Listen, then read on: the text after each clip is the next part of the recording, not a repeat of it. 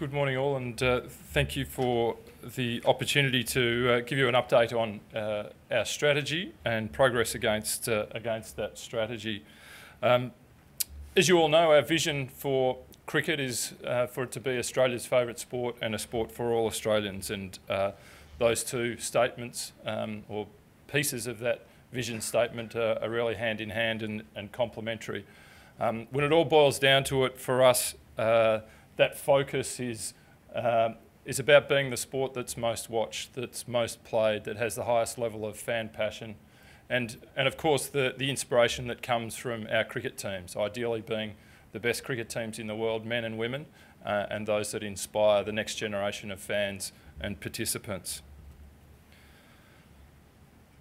With that vision statement, or immediately below that, is a strategy for Australian cricket. It's not Cricket Australia's strategy, it's a shared strategy amongst all of our states.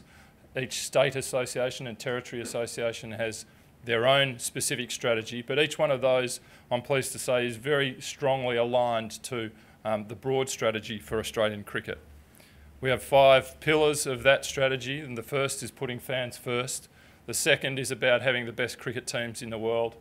The third is about participation and ensuring our game is as accessible as possible to all Australians. The fourth is about leadership and unity across Australian cricket to ensure that we're best equipped to grow the game effectively, efficiently, and in an agile way. And the final one is about developing a base of resources that allow us to invest back in the game. As a not-for-profit organisation, we don't distribute to private shareholders or anything like that. Any money that we generate is invested back into the game through our members, state and territory associations. And I think it's an important point that is sometimes lost. As we generate money, that allows us to invest more in the game with a view to grow the game and make it more successful and more popular. I'd like to just touch on each one of those pillars in turn and start with the very first one, putting fans first, and just pick out a couple of things that I think are relevant in terms of progress against our strategy. Firstly, attendances at matches are continuing to grow. On a 4-year basis, for reasons that Kate outlined, we tend to look at our progress on a 4-year cycle. These attendances, albeit with a different mix between the various forms of matches that we put on across the country, are at an all-time high. Sometimes there is talk about the fact that attendances in one form of the game or another are lower than they perhaps have been before. That may be true, but overall attendances are as high as they've ever been, and you can see the growth there in the Big Bash League. You can see a change in mix in other formats. But overall, we're very excited about the progress that we're making in attracting fans, new and old, to the game of cricket. The Big Bash League, of course, is an important component of growing fan interest in the game, and I think it's highly relevant to remind everyone that the purpose behind the Big Bash League is to bring new fans to the game of cricket. The success of the Big Bash League boils down to exactly that. If the Big Bash League is not bringing new fans to the game, the Big Bash League is not serving its purpose. And we are sharply focused on that, and we are closely measuring our performance in that area. It was a good year last year for the Big Bash League, the second year. It wasn't as strong as the year before, but I think we've consolidated in a number of areas, and that has allowed us to sell the media rights to the Big Bash League to Channel 10. It'll be broadcast live on free-to-air television this year, and it's something that we're very excited about, and we really believe that the Big Bash League in BBL 3 will take the game to a new level.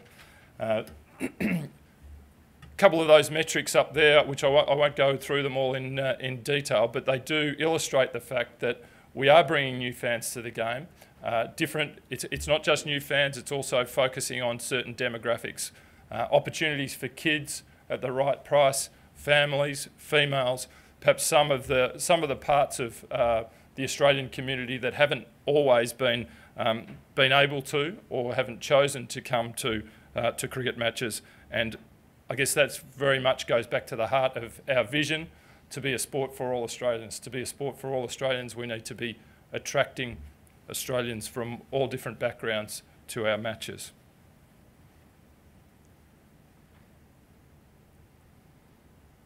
"477 days to go, I'm told, until the World Cup in February, March 2015. We will co-host that World Cup with New Zealand, and it's an event that we are all very, very excited about. A great opportunity, as you know, many of you will know, the last World Cup in these parts was in 1992, so it's a long time between drinks. But a lot of work has been done. A lot of work is still to be done. But John Harnden, who's here today as Chief Executive of Cricket World Cup 2015 and members of his management team, welcome to you all. They are doing a power of work, and together with the ICC and New Zealand Cricket, I can say we have great confidence in him and his team and the work that they're doing to put together what will be a sensational event for Australia and world cricket. It is very exciting. I'm not sure that a lot of people have put enough thought into just how big this event will be, but from an Australian cricket perspective, we are very focused on delivering the event, but at the same time looking for opportunities for that to really connect and engage with the whole Australian population and to leave some sort of a lasting legacy for the game that only comes from a once in a 20-odd year opportunity.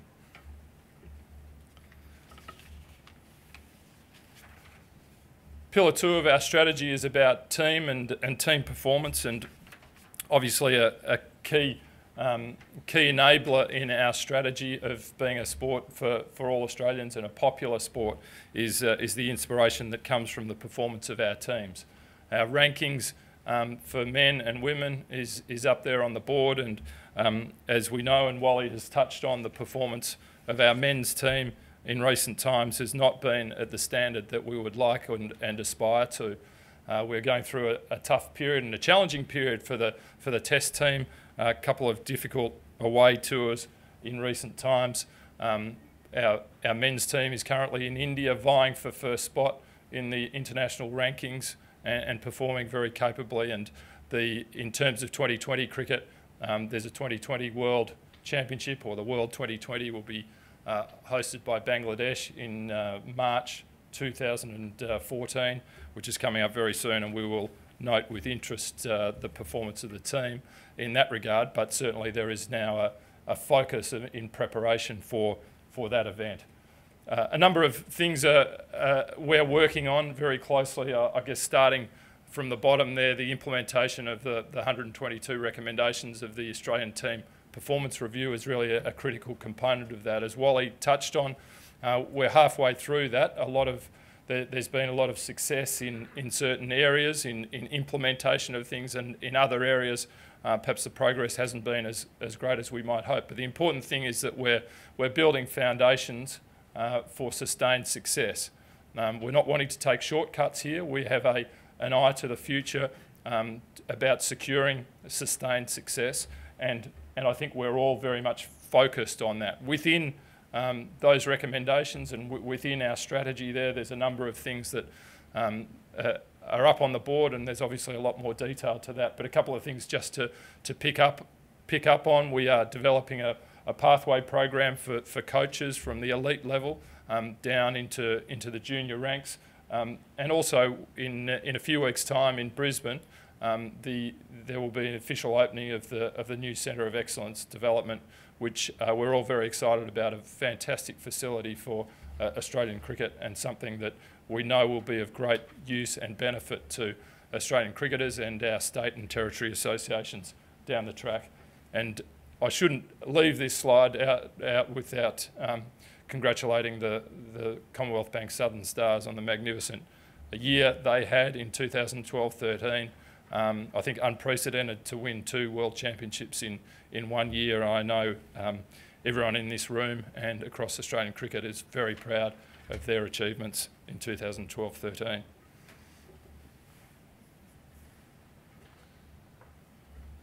The third pillar of our strategy is about game development, and as I touched on before, is about access to the game and the opportunities that kids and young people in Australia have to play cricket, to enjoy cricket, and to keep coming back.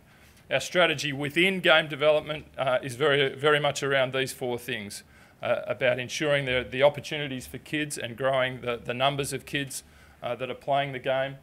In a club sense, making sure that our clubs are not just boys' clubs. They're a lot more than that they understand their responsibilities to the game, that they have a focus on juniors, they have a focus on inclusion, and they focus on their role in the community. And to that point, the third pillar is of the game development strategy is about cricket being a part of the whole community, not just a select part of the community, opening up our game to all Australians, again, consistent with that vision statement. And the fourth one, not necessarily so obviously, but I think important to note that this has really come to the surface in our game development strategy as something that we want to have a sharper focus on, and that is that we are not looking for participation statistics alone. We are not looking solely just to increase the number of people who have picked up a cricket bat during the course of the season. We want to convert these people to cricketers, people that have a sustained involvement in the game, and to that end, a real focus on developing pathways with our state and territory associations that is clearer than it's ever been before, and provides opportunities for people to stay in the game longer than they otherwise might. With all that strategy background, I think it's important just to reflect on the success that we've had over the last few years in a game development sense and a participation sense. Our numbers are strong. They stack up against any sport in Australia, probably better than any other sport in Australia. And in the last 12 months, we had participation growth of 8%, which is very strong when you consider the base from which we're coming.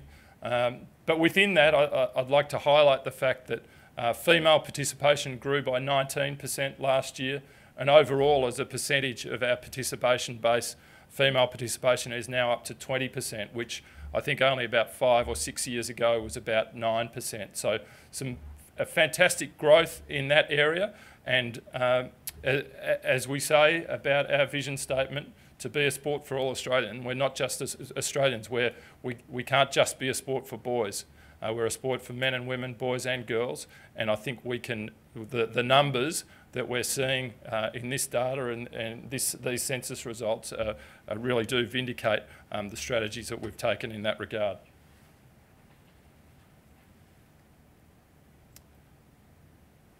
We're really optimistic about the season ahead. If there's anything, if sales of cricket bats and cricket equipment and the amount of activity around the country at this month of October is an indication, we have great cause for optimism about participation growth in 2013-14. We have a new junior participation program. It's run during the course of this winter on television. It seems to have, the feedback we're getting is it seems to have had some impact and got some traction. We're very confident that the sorts of, without wanting to put too much pressure on Andrew Ingleton and his team and the game development people around the country, we're very confident that we will have significant growth again in 2013-14, and there is some fantastic work being done all around the country in that regard.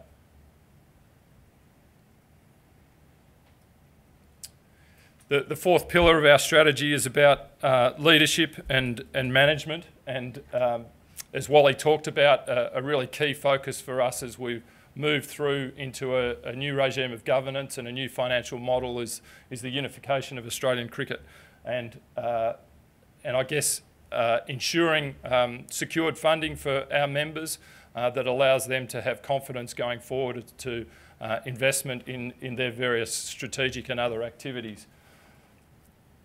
We've got now, as I said before, our strategies are strongly aligned. We've got shared objectives. The objectives for 2013-14 in a top-line sense have not been prepared out of the Cricket Australia office. They were prepared by state and territory and Cricket Australia chief executives sitting down together to talk about the future of Australian cricket, what we want to achieve this year and how that all aligns. Ultimately approved by the Cricket Australia board, but the point is that the objectives for Australian cricket are being set by Australian cricket and not Cricket Australia. And to that end, in a behavioural sense, we're also working with shared values that we've all agreed in terms of performance and behaviour within our workplace. And I think they're very pleasing developments in terms of the unification of Australian cricket. In terms of other factors, not easy or simple, a great deal of complexity involved with a national technology platform, a single finance system we're in transition with at the moment, and as John Davies mentioned a moment ago, a risk management platform that is at a satisfactory level for Cricket Australia, but the next steps, as John talked about, is to roll that out across the whole country to allow cricket to have great confidence about its future and its management of risk.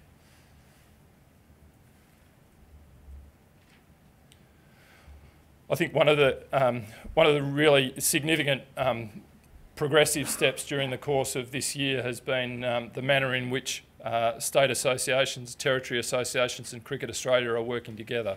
Fundamental to our new governance model and our new financial model is exactly that, I guess, that the unity, the alignment and the general direction to achieve our objectives and our strategic plan.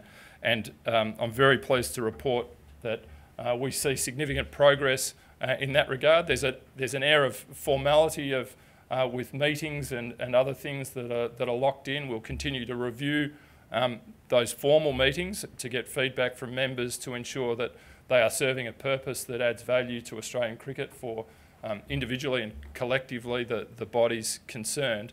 But at the same time, the informality that is happening between states, territories and Cricket Australia has, I believe, taken a step up. Certainly there's strong relationship plans between each state and territory and Cricket Australia, understanding how each part of Australian cricket makes a contribution to the overall objectives of Australian cricket. And I thank the state chief executives, the territory chief executives and the management team of Cricket Australia for the work they're doing in terms of that alignment and working together in a relationship sense. The management team of Australian cricket are the chief executives of the state associations and the executive team at Cricket Australia, and we're working very well together to deliver on that broader strategy and those various relationship plans. So thank you all for your work in that regard. Growing investment in the game is, as I touched on before, to be able to grow our revenue provides us with an opportunity to invest back in the game. As a not-for-profit organisation, we're about generating growth, generating opportunities for the game to be more accessible, to be more popular, and for us to see greater success on and off the field. Some achievements that Wally has acknowledged in his speech earlier on in respect to sponsorship and media rights renewals are well known and have been talked about before, and Kate has touched on distributions to members. Another aspect of the new financial model that's perhaps worth mentioning in a tiny little bit more detail is the concept of a strategic investment pool or fund which was created as part of the new financial model which was adopted 12 months ago. And I think perhaps the next slide will just talk to that in a little bit more detail.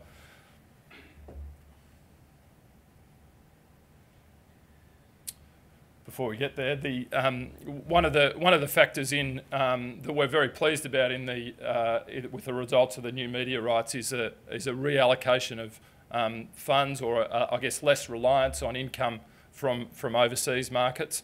It puts us in a stronger position, I guess greater reliance on our own domestic market, but particularly with the sale of rights to the Big Bash League, something that's a competition that's, I guess, run largely unilaterally by Cricket Australia, puts us in a strong position to be masters of our own destiny, at least in respect to local competitions, and having a significant revenue stream from there.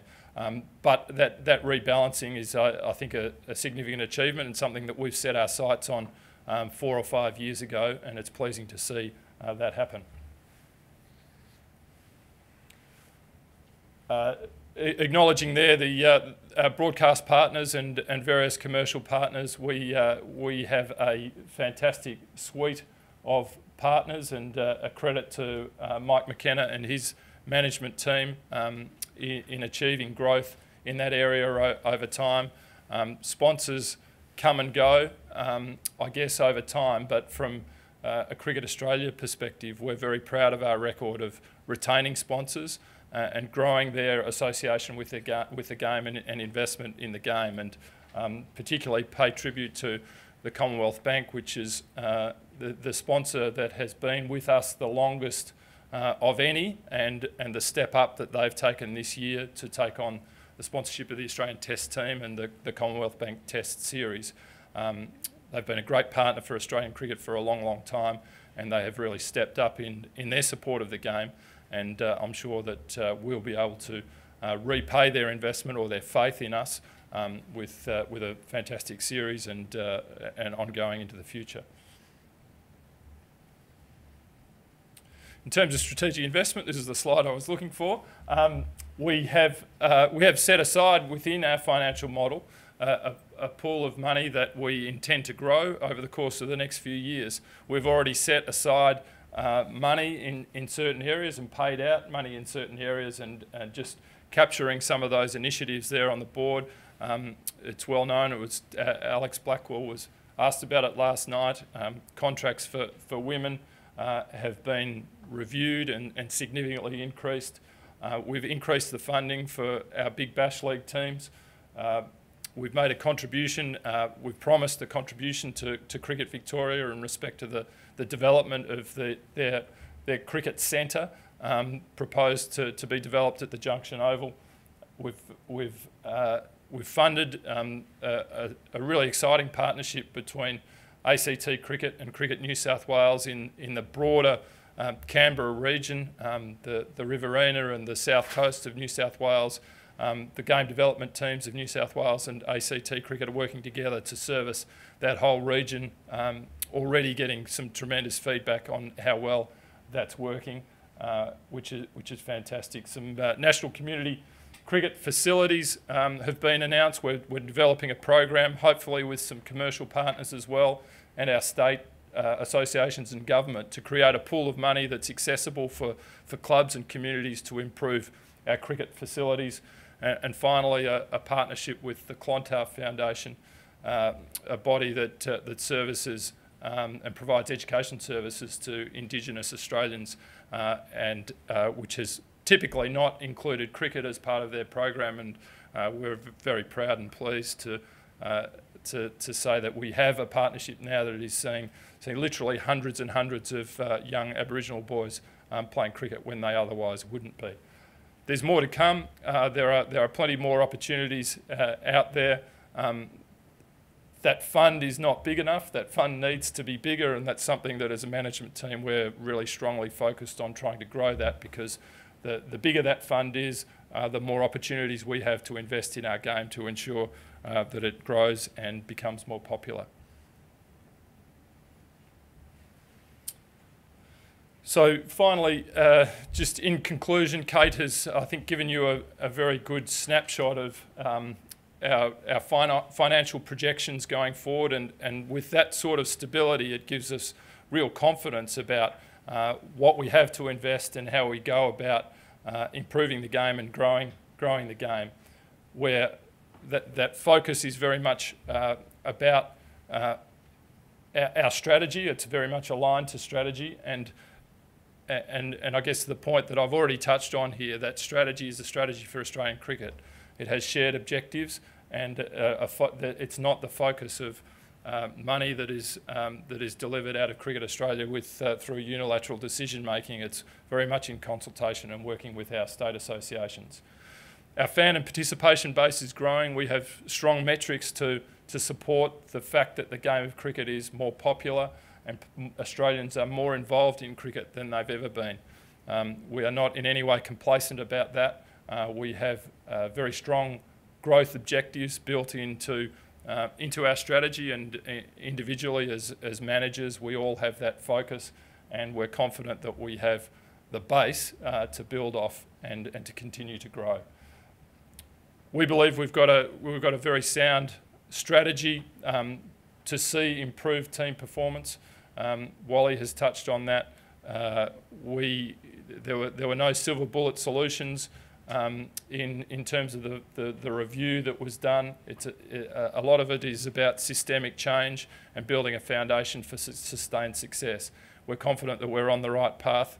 We're impatient for success, but at the same time we are very confident that we are on the right track, and we won't be buffeted around by noise around us as we focus on what we've got to do to get the Australian cricket teams on top in the world.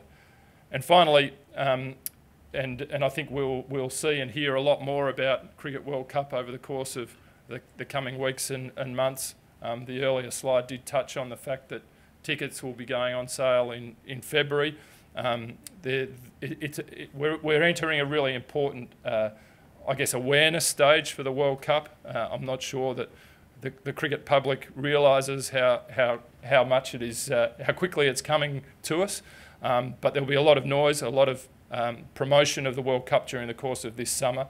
Hopefully that will be positively reflected in ticket sales immediately. But there are a lot of matches in in Australia during the course of the World Cup in February 2015, March 2015, and we look optimistically to support from the Australian cricket fans to get fantastic ticket sales to that event. So finally, just in conclusion, thank you for listening, and thank you to those states and territories, the membership of Australian cricket, for your support as we progress to cricket towards a very much unified, more agile, more efficient and more productive sport, and we go further and further ahead towards achieving our potential. Thank you.